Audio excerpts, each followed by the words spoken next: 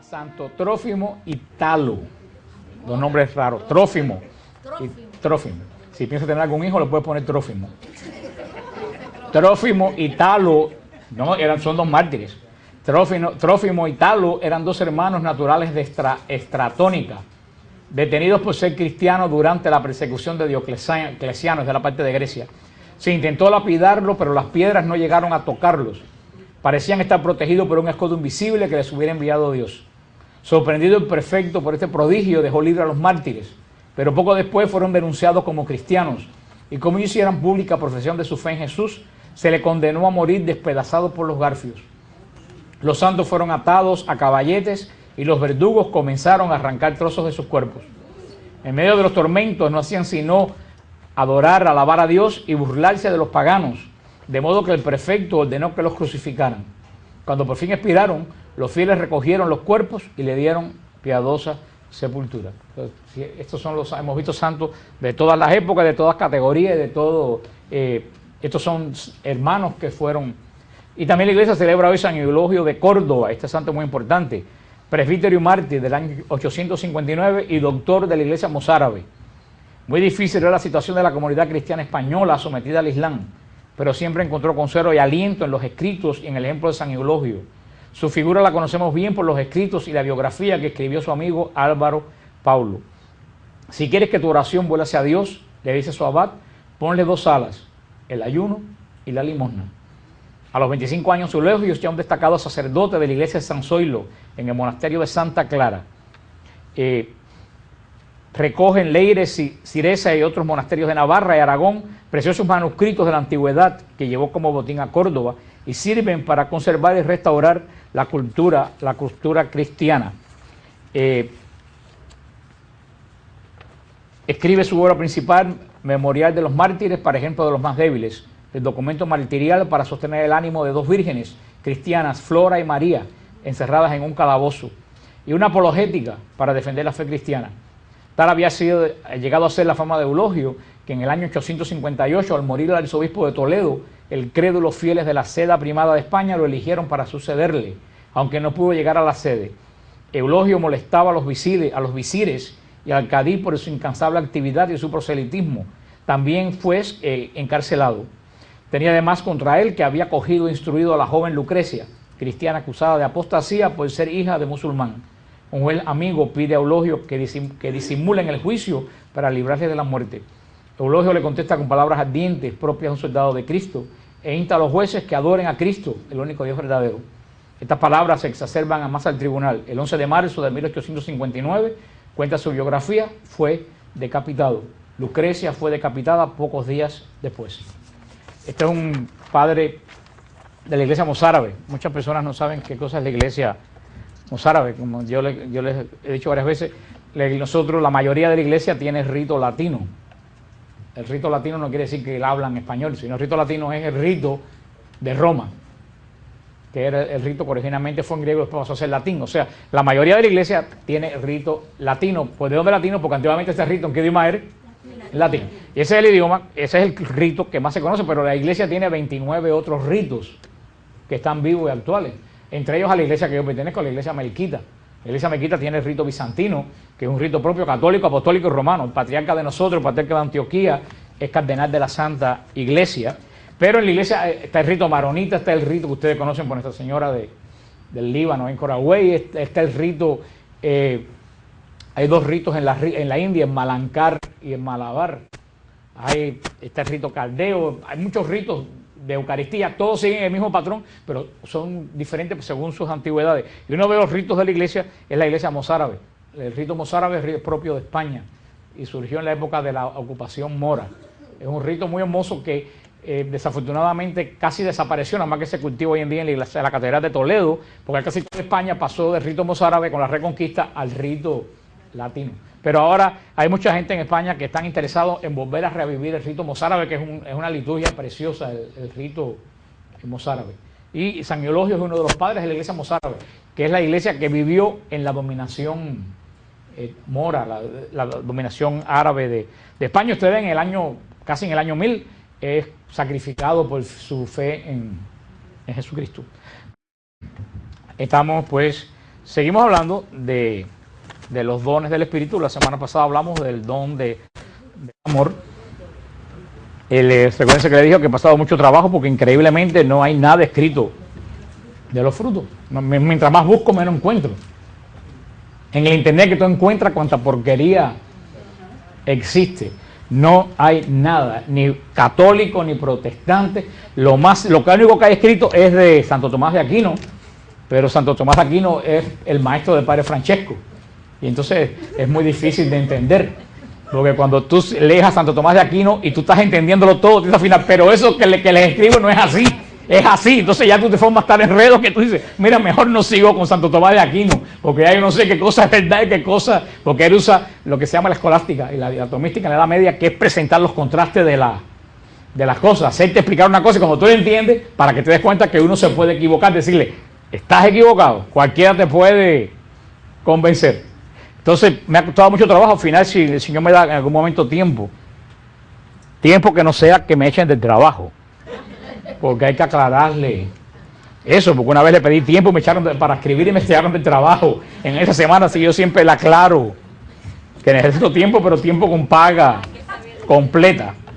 Si tengo tiempo voy a escribir algo de los frutos, porque es impresionante que nadie escriba en la iglesia, en ninguna iglesia, de los frutos. Cuando empiece los carismas, de aquí a 2 meses, más aproximadamente 1 mes y medio, para los carismas hay de lo que tú quieras. Pero bueno, hablamos del fruto de la caridad, del fruto del amor. Acuérdense que les dije los frutos. Los frutos son diferentes a las virtudes. Las virtudes son producto de nuestro propio esfuerzo. ¿Es bueno ser virtuoso? Pues claro que es bueno ser virtuoso. Ojalá que la gente fuera virtuosa. Pero para ser virtuoso tú tienes que trabajarlo. Los frutos nosotros no tenemos que trabajarlo.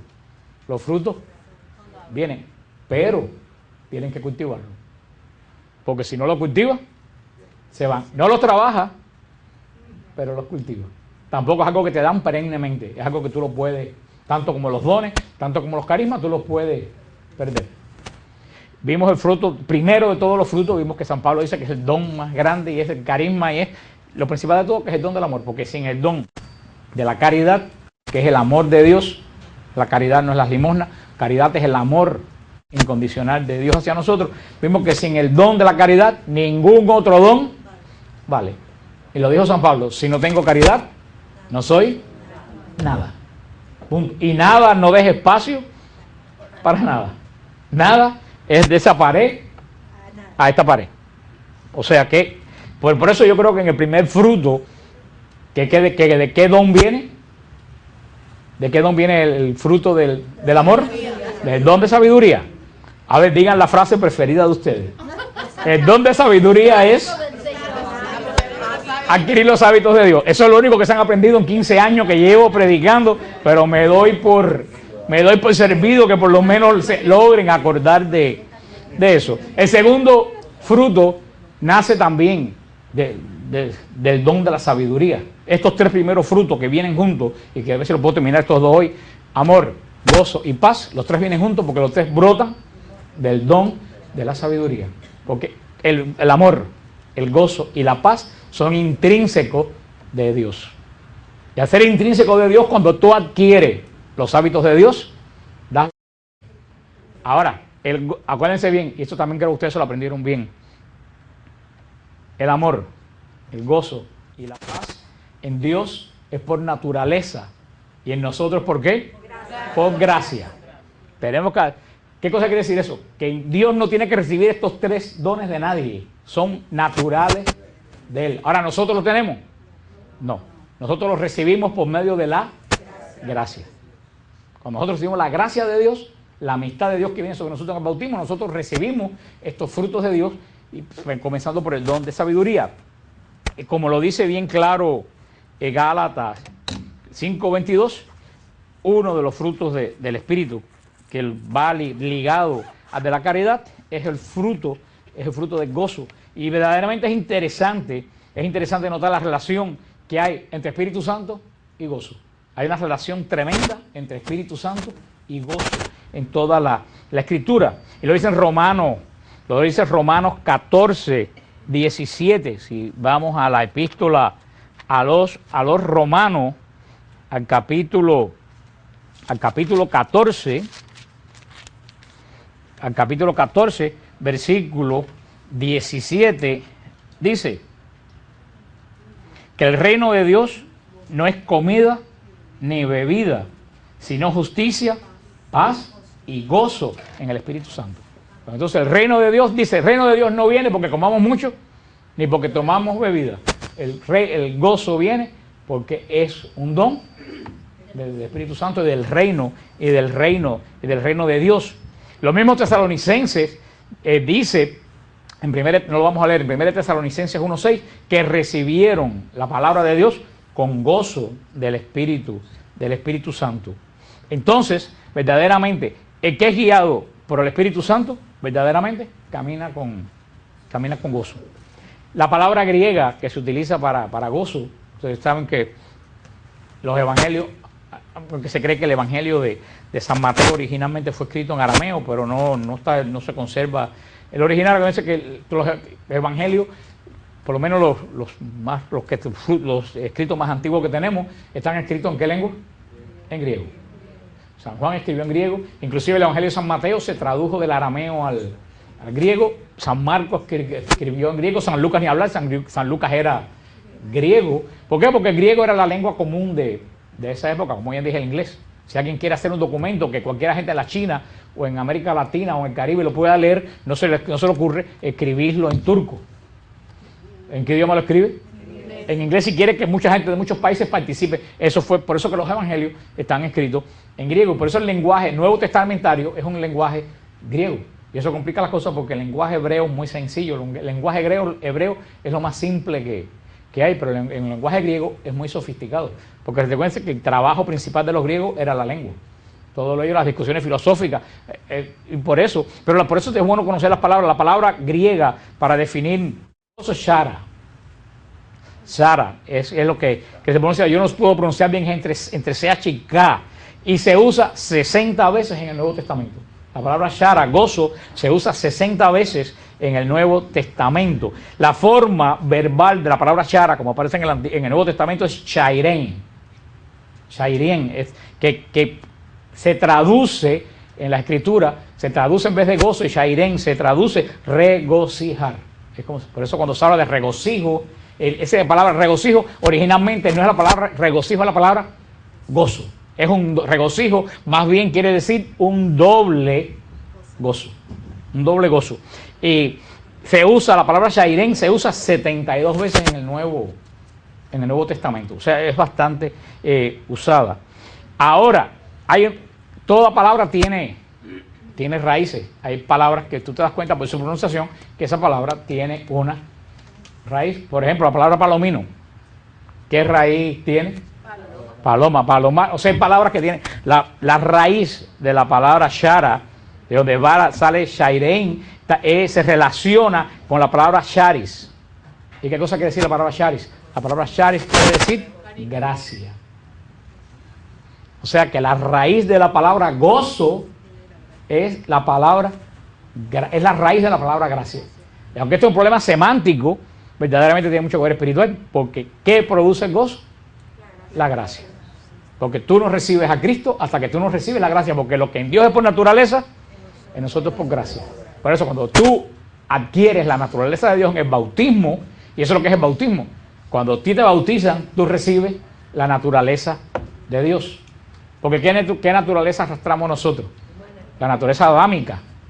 La naturaleza humana, que es la naturaleza adámica, es la naturaleza de Adán, la naturaleza en la carne, los que fuimos desposeídos de la vida eterna por el error y le expliqué que eso es el pecado original. El pecado original, y se lo voy a repetir, no es que cuando el niño nace, si ustedes miran por un microscopio el alma del niño, venga un alma blanquita con una mancha negra en el medio.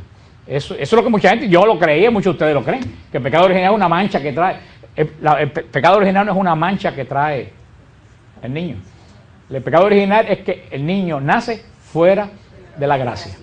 Porque por culpa de Adán, nosotros perdimos la gracia. Es como un padre, por ejemplo, que esté aplicando para la ciudadanía aquí en Estados Unidos, para la residencia de los Estados Unidos, y se le ocurra ir a pasar las Navidades en México. Y que cuando quiere entrar, le digan, no, tú violaste el proceso y el niño tenga que criarse en México. Ese niño nació, un ejemplo, ¿no? Norteamericano, pero por culpa del papá, perdió la ciudadanía. Ustedes dirán, bueno, ¿qué culpa tiene el niño? Pero bueno, así son las leyes. El hombre, por culpa de nuestros padres, perdimos nuestra ciudadanía. ¿Que cuál era? La gracia. Entonces, cuando todos los niños nacen fuera de la gracia. En el mundo espiritual nada más que hay dos campos. No hay una Suiza espiritual o una Costa Rica espiritual. En el mundo del espíritu está la gracia y el pecado.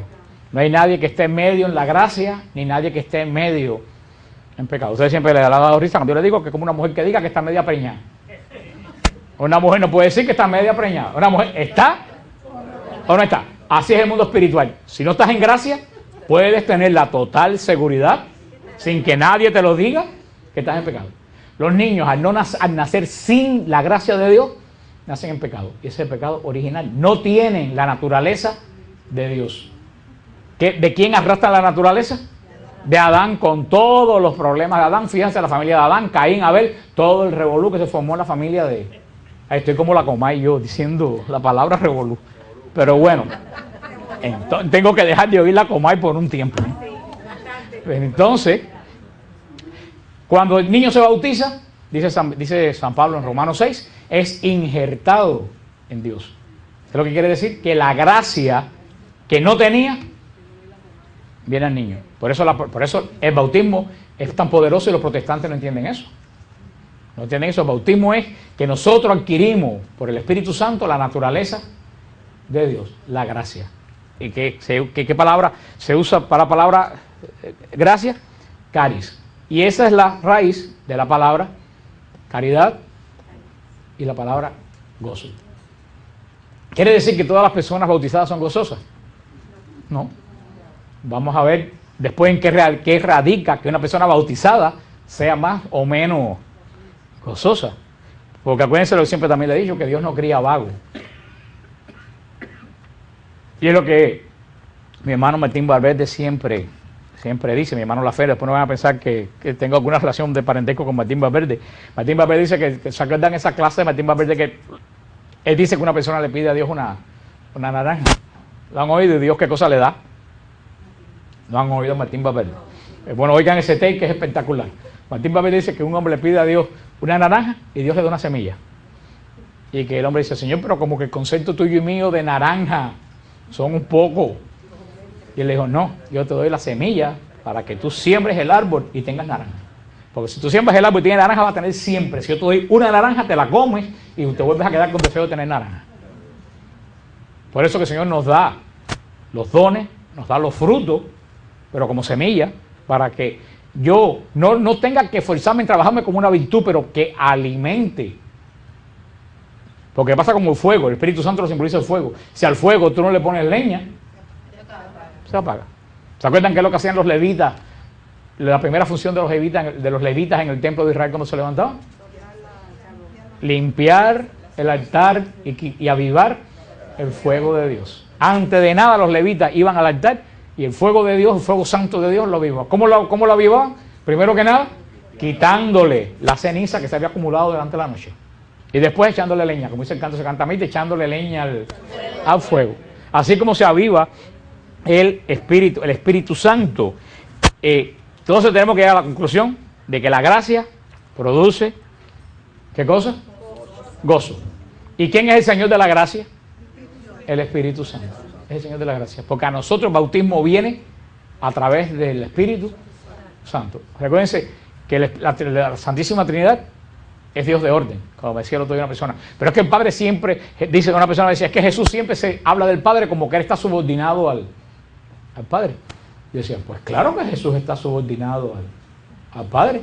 Si Jesús no estuviera subordinado al Padre, la Santísima Trinidad fuera un relajo. Si los tres mandaran, y yo le decía a esa persona, yo estoy subordinado a jefe mío.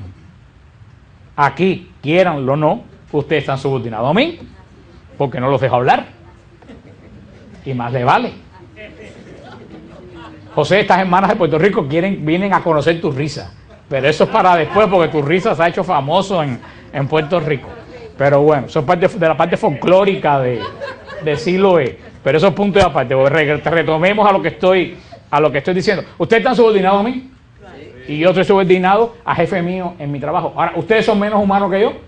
¿O yo soy menos humano que mi jefe?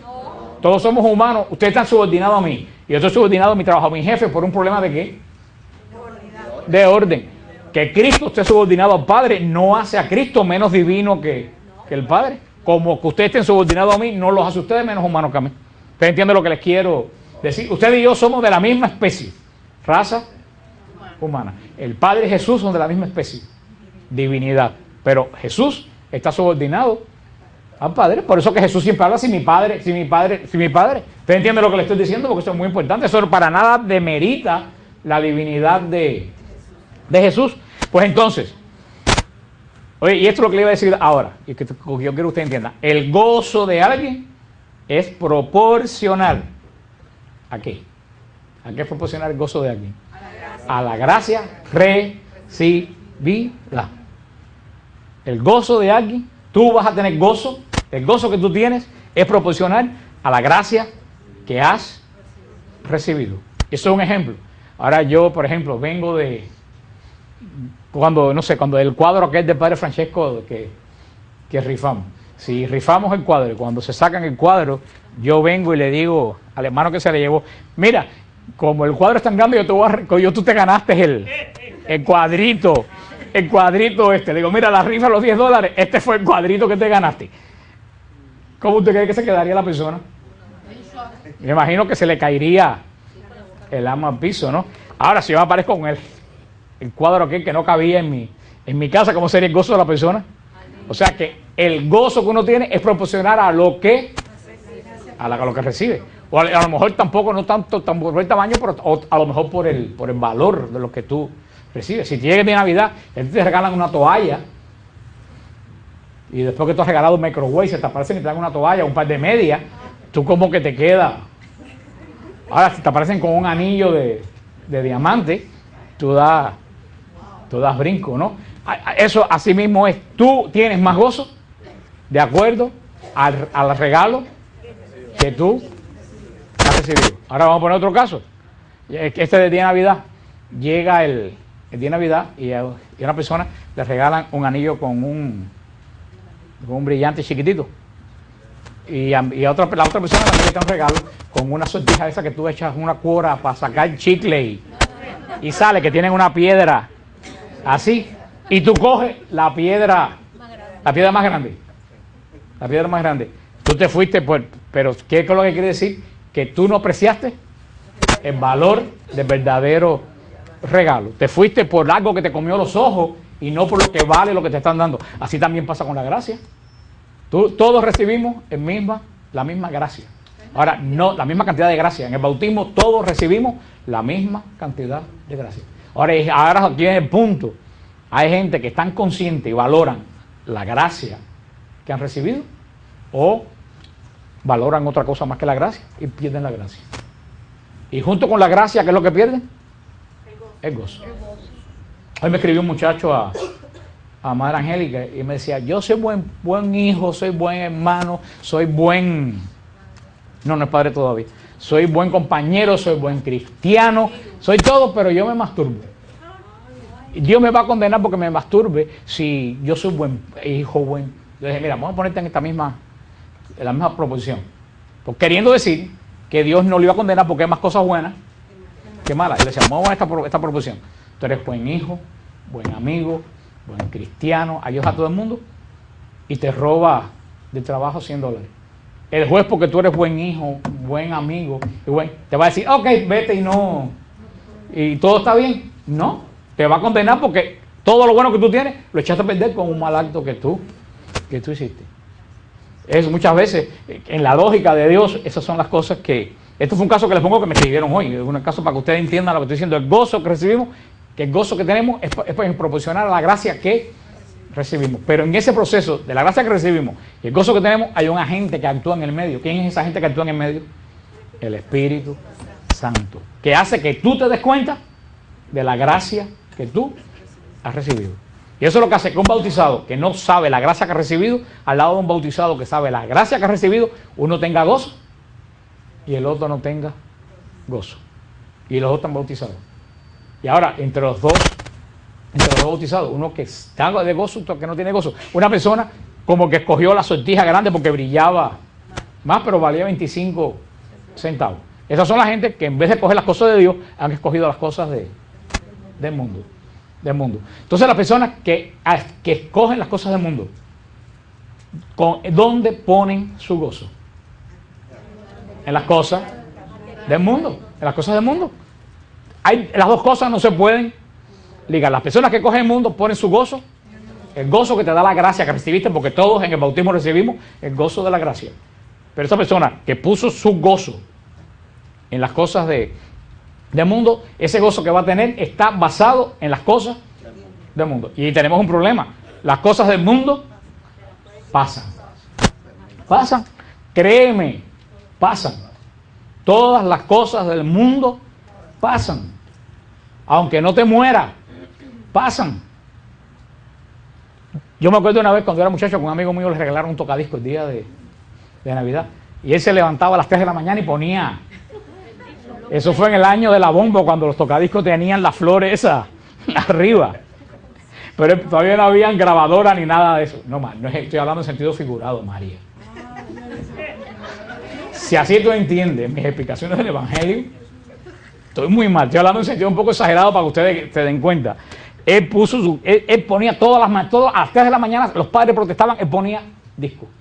¿Qué pasó? Al mes ya lo oías por la noche. Y a los 2 meses lo ponía cuando había fiesta. ¿Ustedes me entienden? Y así, cuando tú tienes una bicicleta, la montas primero todos los días. Cuando llevas un mes, cuando tienes un carro nuevo, tú tienes un carro nuevo y qué bien te huele y lo limpias todos los días. Cuando pasan 6 meses, ya tú empiezas a mirarlo y dices, la verdad que ya pasó de moda. El que está viniendo ahora tiene un mejor... Y ya ni lo lavas, porque, hermano, hasta en el matrimonio. La pasión sexual se pasa. Es una realidad y los que llevan casados muchísimos años lo saben. Ahora, ¿qué es en el matrimonio? ¿Qué es lo que sostiene el matrimonio? El amor y de tú a tú la amistad de la pareja, que es la base de todas las demás cosas, pero que pone en el matrimonio, pone su base. En el amor sexual, cuando pasa 10 años se busca otra que le dé una emoción nueva, que es lo que está pasando. Por eso, lo que estoy diciendo, lo que les quiero decir con esto, que nosotros ponemos, la gente del mundo, y nosotros cuando éramos del mundo, y muchos que todavía tenemos un pie en cada lado, ponemos nuestro gozo en cosas que se acaban. Y cuando esas cosas que se acaban, ¿qué se acaba? Tu gozo. Y entonces tienes que buscar otra cosa que te dé gozo. Esa son la gente que tiene un apartamento y viven bien en su apartamento y quieren vender el apartamento para meterse en una mortgage carísimo de una casa que no necesitan. Y cuando tienen la casa, entonces quieren una piscina. Y cuando tienen la piscina la quieren vender para comprarse. Y cuando vienen a ver, no disfrutan la vida porque nada más que tienen que trabajar para pagar el mortgage cuando en su apartamento donde estaban, podrían haber vivido más tranquilos. ¿Por qué? Pero eso es algo humano. Eso es de la persona porque el hombre, por su naturaleza, aunque la naturaleza del hombre está dañada, la naturaleza del hombre está creado para lo eterno. Y si tú tienes mucha hambre y te dan un pastelito de guayaba, eso de las fiestas chiquitito, ¿qué te pasa? Te quedas con hambre. ¿Quieres más? Eso es lo que sucede con el mundo. Están llenando el ansia de eternidad. El hombre está hecho para cosas que no se acaban. Y entonces esa ansia de eternidad que tiene el hombre, cuando la llena con cosas que se acaban, se da cuenta que a poco tiempo se quedan otra vez vacíos. Y eso es lo que dice San Agustín. San Agustín entendió que dice, tarde te conocí, belleza nueva y eterna. San Agustín se dio cuenta que él andaba corriendo detrás de cosas que no lo satisfacían porque él estaba llamado, decía, mi espíritu estaba inquieto y no reposó hasta que no se encontró contigo. Y es lo que el gran San Francisco de Borja, el duque de Gandía, el primer personaje de España, dijo. El duque de Gandía era el primer personaje de España, un hombre riquísimo, famosísimo, y fue encargado de llevar a la reina Isabel de Portugal, que murió de sobreparto, a ser enterrada en Granada. Y cuando la llevaron desde Madrid hasta Granada, duró el viaje como un mes en el calor, y él tenía que cuando abrieron el ataúd, él tenía que reconocer el cadáver, y la reina no quiso que la embalsamaran. Y aquella reina, que era dice que la reina más bonita que ha tenido España, que era una belleza de mujer joven, cuando abrió el ataúd estaba toda comida de gusano. Y dice que él se echó para atrás y dijo, jamás vuelvo a servir a señor que se muere. Y terminó siendo jesuita, el gran santo de la iglesia, porque él había puesto toda su vida al servicio de alguien que ¿qué cosa se había convertido? En una masa de gusano. Y él dijo, y esa frase resonó en el mundo entero, jamás serviré a señor que se muere. Por eso, la gente que está en el mundo, que el gozo lo ha puesto en cosas que se acaban, siempre tienen necesidad. Y siempre andan con cara de angustia porque se le acabó el gozo. Porque el gozo le duró, querían un trabajo, consiguieron el trabajo. Cuando 8 meses en ese trabajo ya están hartos del trabajo. Eso pasa a las personas que ponen su dicha en otra persona, sea novio, marido, hijo, aunque sea. Se le va a hacer y se le acabó ay, me quiero suicidar, se acabó el mundo para mí. Pues prepárate para 6 o 7 suicidios. No, es una cosa muy seria que estoy hablando, eso es lo que pasa en el mundo, por eso que en el mundo hay tanta tristeza. Entonces la televisión te dice que tu alegría tiene que ser una cosa. Entonces tú ves tantas veces el anuncio que te parece que si no tienes eso, no puedes vivir. Cuando has vivido toda la vida sin eso, porque la televisión, hermano, es el enemigo número 1 de Dios. Y hay veces que uno cae en esa trampa. Mire, yo tengo el carro que yo tengo es de 2004, es 2004, el Trailblazer del 2004. Y hace como 1 año y pico recibí una carta de la Chevrolet diciendo que me cambiaban ese carro por uno del 2007. Y yo dije, bueno, déjame voy, ahí me enseñan el carro. Yo a los 10 minutos ya pensaba que sin ese carro yo no podía vivir. Yo no sabía cómo yo había vivido hasta ese momento sin un 2007. Y entonces le dije, bueno, cógete mi carro. Me dice, sí, pero tienes que dar $4,000 más. Y empezó, y por poquito, hasta que dije, no, espérate, si mi carro está muy bueno, ¿por qué yo voy a cambiar y dar $4,000 y meterme en un lío con una cosa? Pero otra persona que está en el mundo piensa que si no cambia el carro, no es feliz. Porque el mundo en que vivimos es un mundo extremadamente superficial. Sin embargo, hemos visto todo, porque este país, que es el país más protestante del mundo, es el país que más crea ídolos en el mundo. Y no se esconden para decirlo. ¿Cómo le llaman a los artistas de Hollywood? Los ídolos de Hollywood. No se esconden para decirlo. Por eso que todos los ídolos de Hollywood se mueren o terminan locos. Como Britney Spears y como toda esa gente, con dinero, con fama, con belleza, que todo es prestado, los dientes son postizos, aquello es de lo otro, el pelo fue de allá, y cuando le quitan no queda nada, pero son belleza. Pero mira la pobre Britney Spears, Anna Nicole Smith, todos esos artistas, tragedia tras tragedia. ¿Por qué? Porque han puesto su felicidad en cosas que a la larga, este muchacho que se murió de una sobredosis, que ligó 2 medicinas en la cumbre de la fama, que no podía dormir, en la cumbre de la fama y no podía dormir. Pues, precisamente por eso, porque el que pone su gozo en las cosas materiales, eso no es gozo, lo que tiene no es gozo, lo que tiene es alegría. Y la alegría es superficial, porque la alegría está basada en las cosas que recibimos. Como por ejemplo la gente que bebe, la gente que coge droga. ¿Para qué cogen eso? Dicen que para olvidarse de un problema. Sí, se puede ser que se olviden del problema, pero el problema sigue ahí. El problema sigue ahí, el problema no se va. La gente todo ese tipo de cosas. Que el Espíritu Santo redarguye su vida y te das cuenta que el gozo tuyo no viene de las cosas externas, sino viene de las cosas interna, entonces ya no tiene alegría, tiene algo muy diferente que se llama gozo, y que nadie te lo puede quitar, porque la alegría viene de cosas externas, el gozo es un don que viene de cosas internas. Entonces tú tienes gozo del Espíritu Santo, y tú tienes un apartamento chiquito y le das gracias a Dios porque tienes el apartamento, porque hay gente que no lo tiene. Y tienes un carro y le das gracias a Dios porque tienes ese carro y lo limpia y no lo deja sucio ni nada de eso, porque tienes ese. Entonces le das, y si te cae un apartamento grande, le das gracias a Dios por lo que tienes, pero hasta el momento que lo recibiste no lo necesitaste.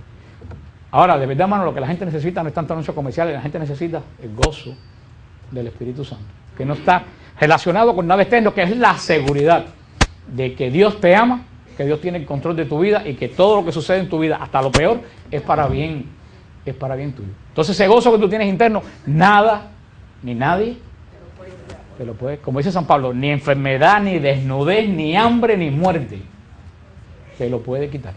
inclusive delante de la muerte de un ser querido, delante de la muerte, tú sigues manteniendo el gozo.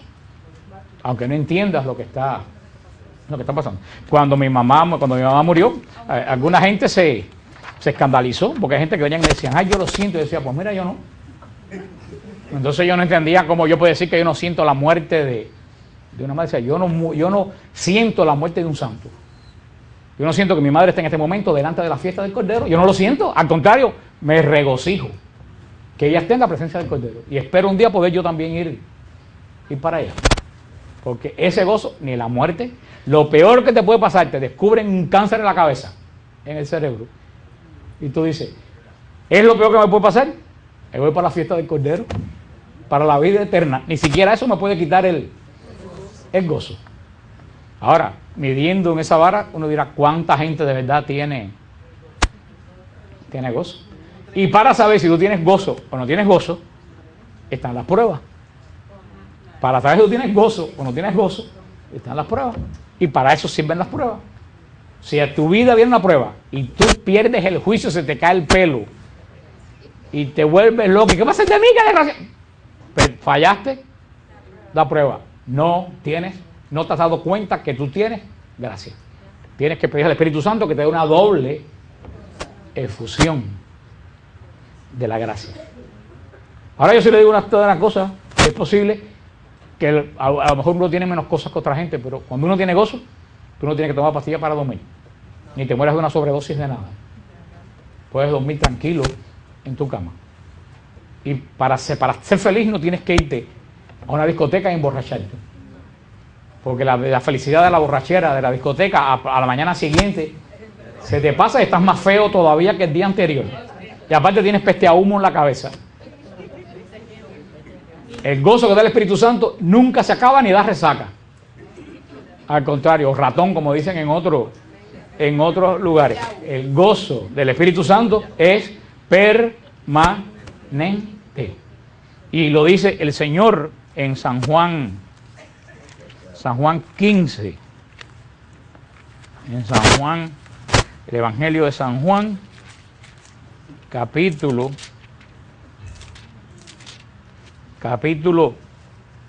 15, versículo 11.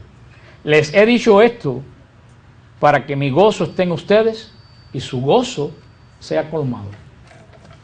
No que sea un gozo mediocre, que sea un gozo colmado, un gozo completo. El gozo que dice Primera de Pedro 6:8, Primera de Pedro 1:6-8, que es inefable y glorioso. Por eso dice San Pablo en Filipenses 4:4, dice, regocijaos en el Señor. Otra vez os lo digo, regocijaos. Una falla que nos ayuda a nosotros perder un poco, una cosa que nos hace perder un poco de gozo, es recordar cosas que Dios no nos ha dado. Eso nos quita el gozo.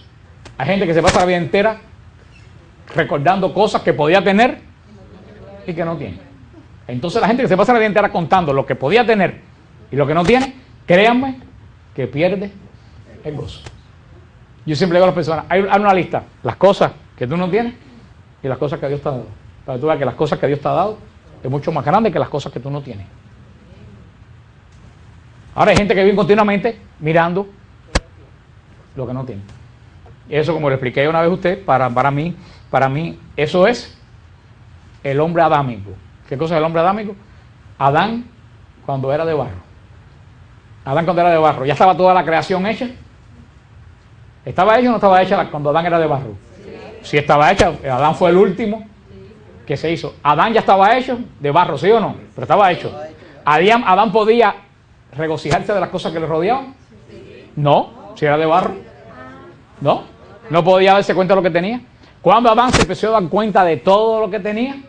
Cuando Dios sopló, rúa, el Espíritu Santo entró en Adán. Hay gente que son como Adán de barro, hay gente que son de barro en la calle, que no saben darse cuenta de las cosas buenas que los rodean y siempre están pensando lo que no tengo, lo que dejé en Cuba en el año 40, lo que el otro. Ya olvídate, lo que fue ya no va a volver, olvídate de eso. Borrón y yo siempre doy gracias al Señor porque el Señor a mí me ha dado una gracia que yo siempre doy gracias al Señor por esa gracia. El Señor me ha dado a mí la gracia siempre de jamás mirar para atrás. Yo siempre miro para adelante. En mi vida, y mi papá siempre me lo decía. Mi papá, que no tenía un estudio, me decía, cuando tú montas bicicleta y miras para atrás, te caes.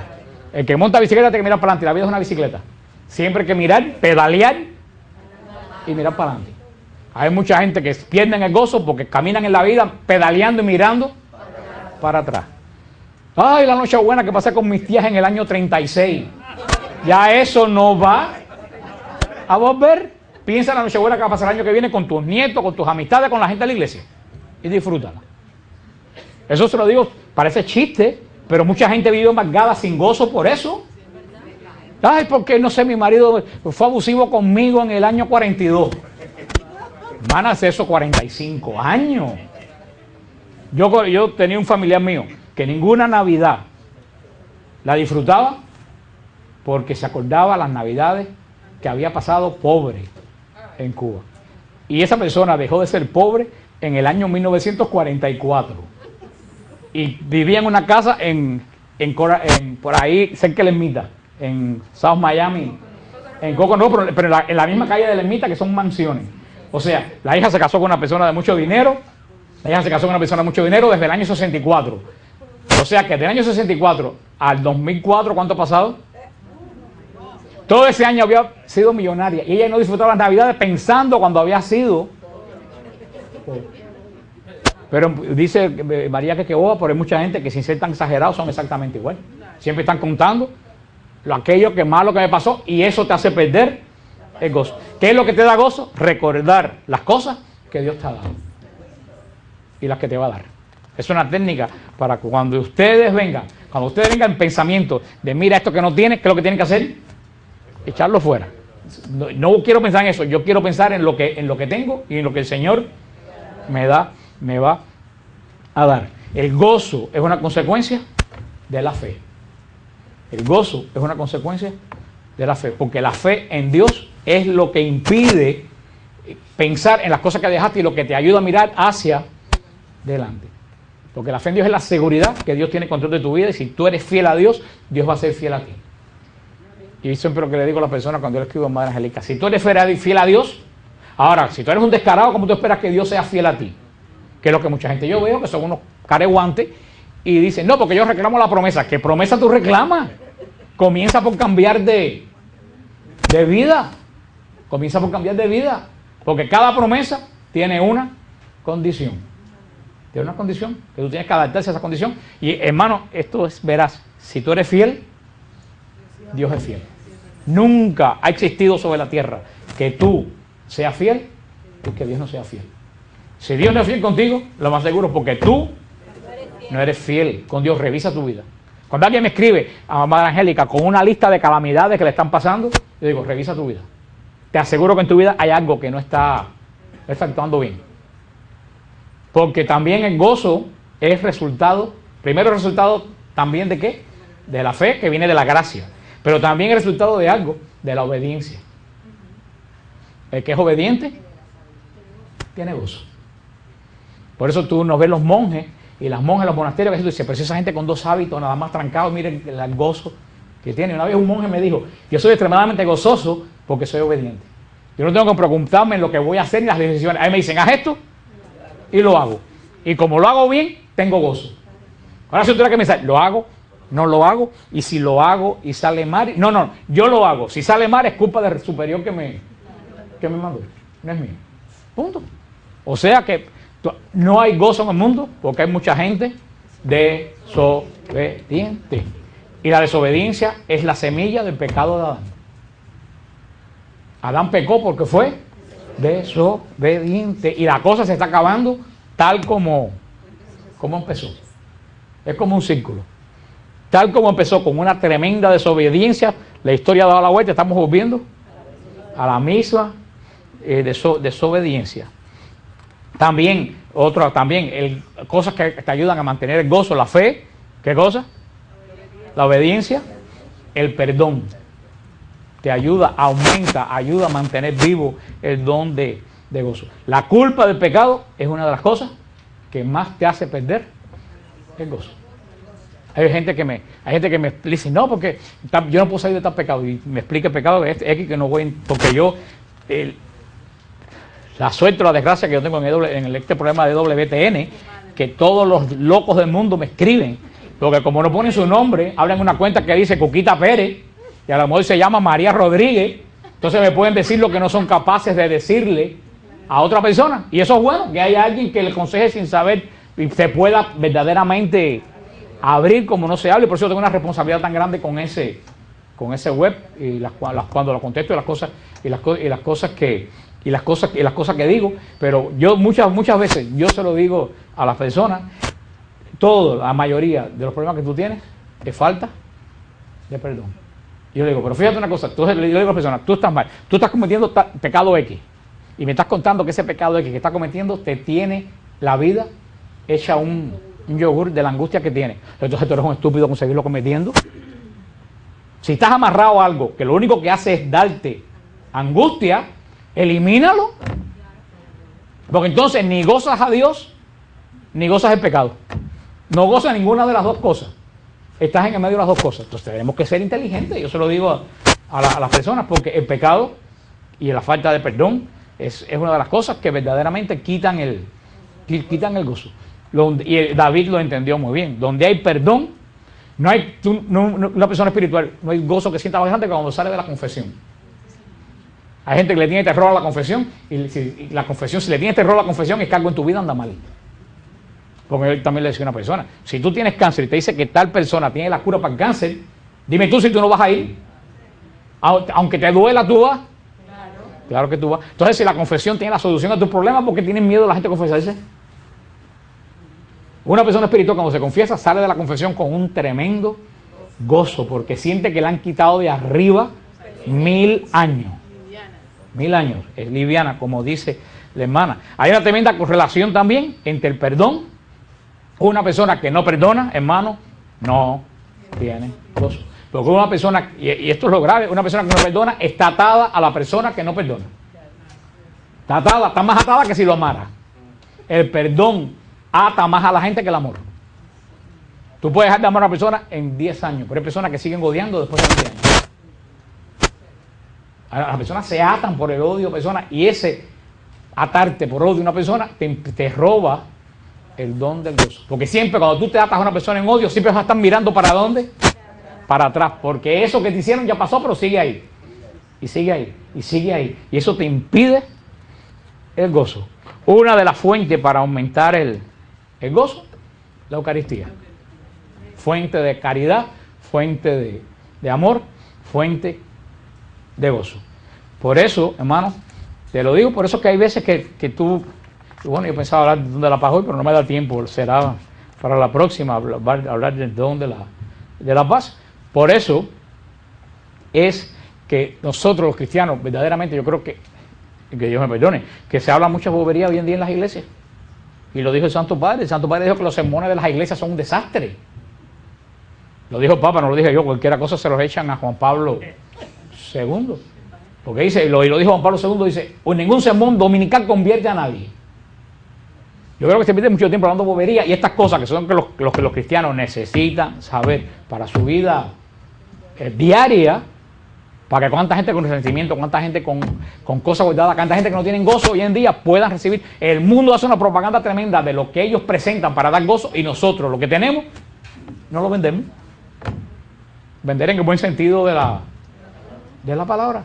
Yo siempre digo, si la iglesia promocionara la vocación de la vida consagrada, muchos jóvenes no se metieran a Hare Krishna, muchos jóvenes no se metieran en la nueva era, porque esas se meten buscando ahí algo que no encuentran aquí. Si la iglesia promocionara y dijera, mira lo que hay en los Carmelos de verdad, no en los Carmelos Mickey Mouse que andan por ahí, o en estos monasterios benedictinos, ve, mira la alegría, ve y hagan propaganda, quédate un fin de semana con los monjes. Muchos jóvenes se inclinarían por esa vida, pero nosotros tenemos un tesoro que no sabemos vender, que no vendemos.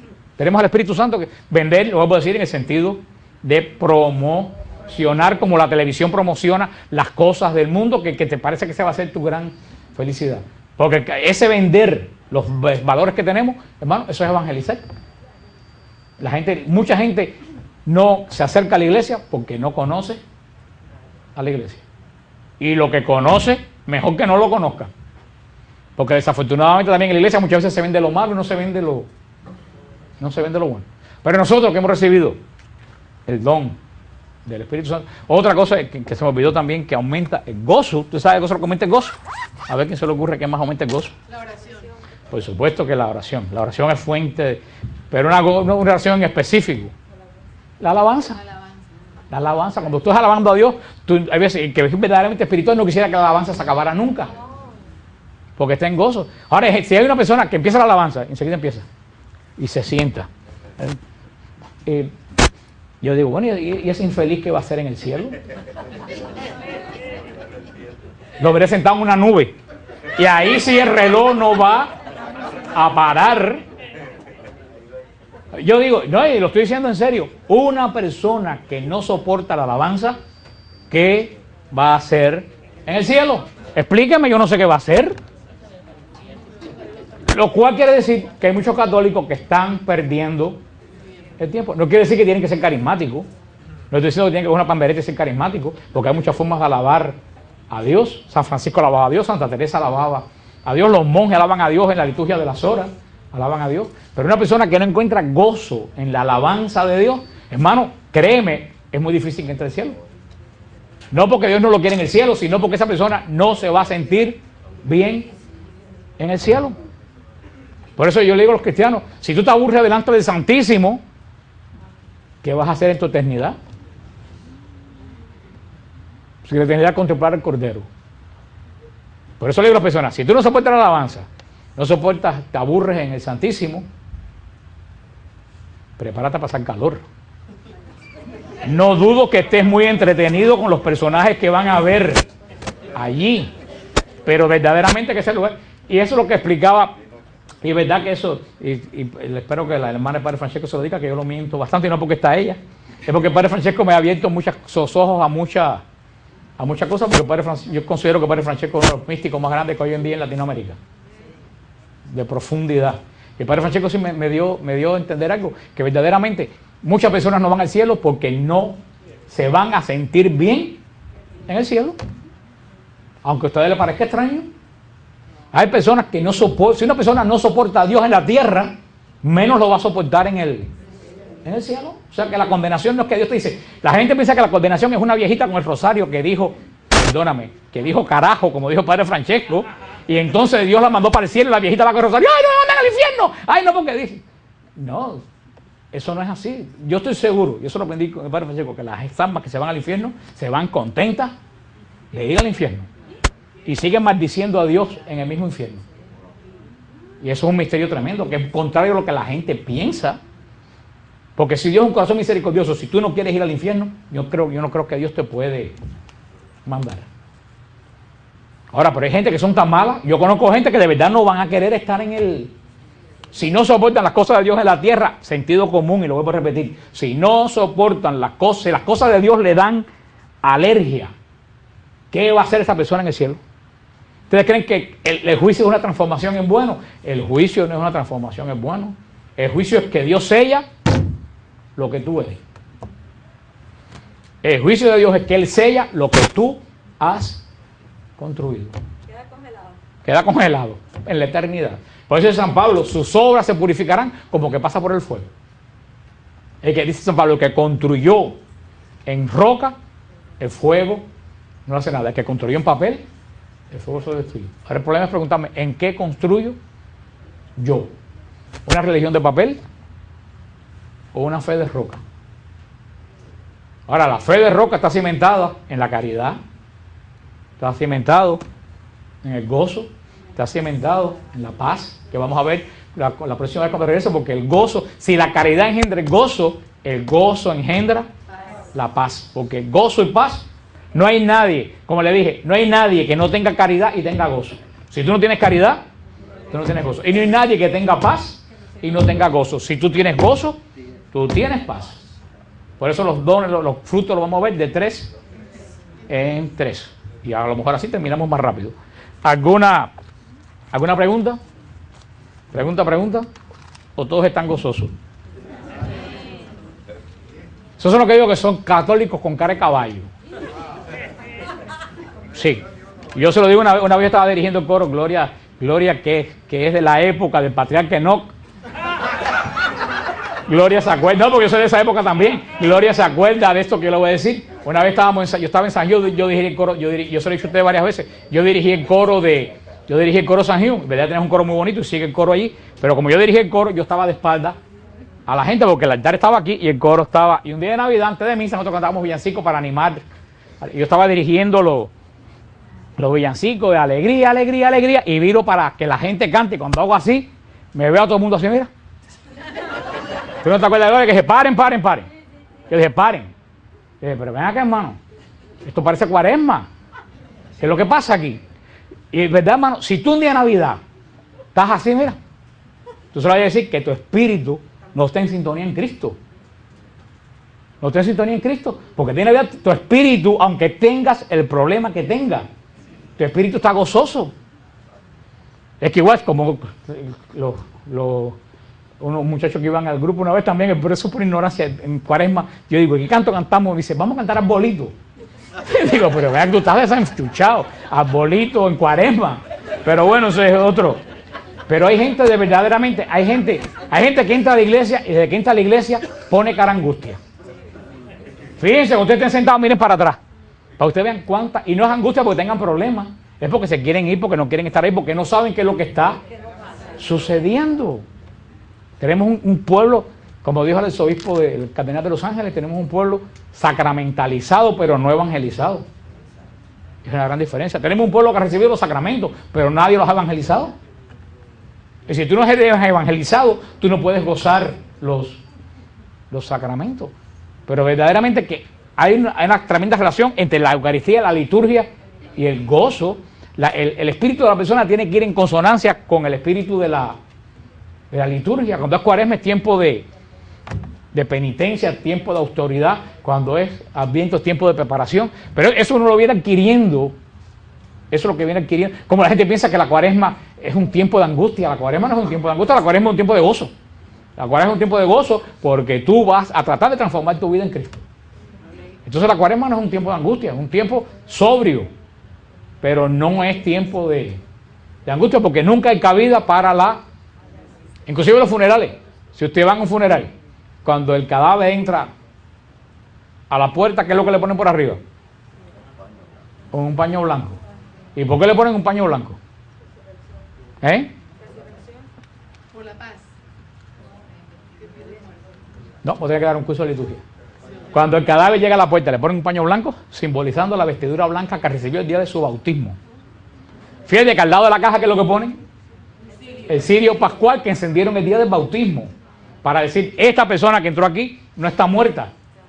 Está viva porque fue bautizada en Cristo Jesús. Por eso que la cubren de blanco, como el día del bautismo que le ponen al niño por arriba un pañito blanco y le dan una vela encendida. Esos son los símbolos de la muerte. Tú te vas como llegaste. Tú no estás muerto, tú estás vivo en Cristo. Lo que estás rodeado por una pila de gente que de verdad piensan que se murió. Porque como lo he dicho 40 veces, la iglesia debía hacer un curso para morirse. Nos preparan para matrimonio, para la confirmación, pero nadie nos prepara para enfrentar la muerte. Ahora, si yo doy un curso para aprender a morirse, nadie viene. Nadie viene. ¿Tú vienes? Señor, voy a pensarlo, voy a dar un curso para aprender a morirse. Mira, hay una niñita. No, hija, tú puedes venir porque tú tienes 6 años. A ti te falta mucho todavía. ¿Quiénes de aquí oran por las almas de purgatorio? Pues yo le digo a las personas, cuando tú oras por las almas de purgatorio, es que andas cerca. Porque cuando tú tienes 14 años, tú no te acuerdas de las almas del purgatorio.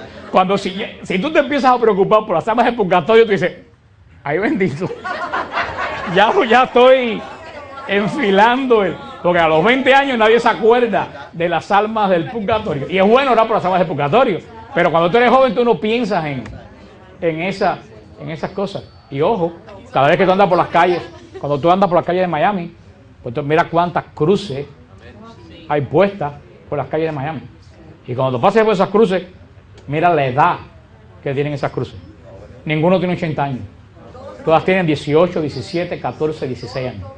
Porque piensan que no se van a morir. Pero como nadie les ha dicho que sí se pueden morir, la muerte los agarra. Y los agarra sin estar preparados, porque a esa edad no se está preparado. Y hay que orar mucho. Cuando yo cae una cruz esa, yo oro por el alma de esa persona. Porque digo, ¿sabe Dios en qué estado? Lo cogió en drogado, lo cogió borracho, lo cogió en pecado. ¿Sabe Dios en qué momento salió de una fiesta y se encontró delante del trono de Dios? Así que cada vez que ustedes dan una cruz de esa, echen una oración por el muchacho o la muchacha que murió en esa cruz. Bueno, anuncio.